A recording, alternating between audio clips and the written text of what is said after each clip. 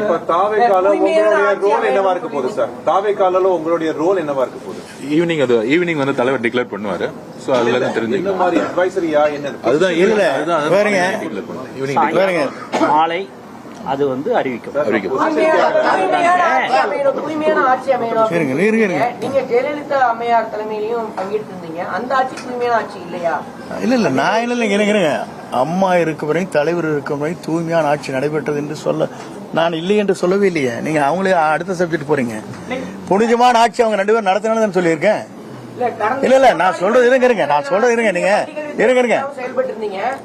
நான் சொல்றது கேட்டுக்கணும். நீங்க வந்து தயவு செஞ்சு ஒவ்வொருத்தரை கேளுங்க, தனித்தனி கேளுங்க. நான் டைம் கொடுக்குறேன், ஒன்றும் பிரச்சனை இல்லை.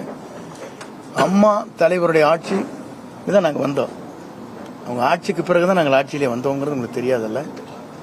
அவர் அப்படி ஆட்சி நடத்தினால 5 முறை அவங்க ஜெயிச்சாங்க, தலைவர் 3 முறை ஜெயிச்சாங்க. அது புனித ஆட்சியிலேயும் நீங்க என்னகிட்ட கேள்வி கேட்டு மடக்கூடாது.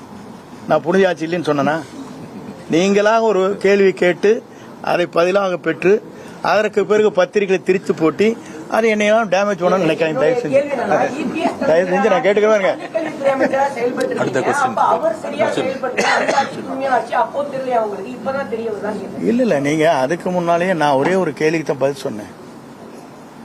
தூய்மையான ஆட்சி இருக்கிறதா இல்லையா என்பதற்கு கவர்னரிடத்திலே மனு கொடுத்தவர் யார்? நான் கொடுக்கல. யார் கொடுத்த? எதிர்கட்சி கொடுத்தாங்களா இல்லையா? அப்புறம் எதை கேட்கறீங்க?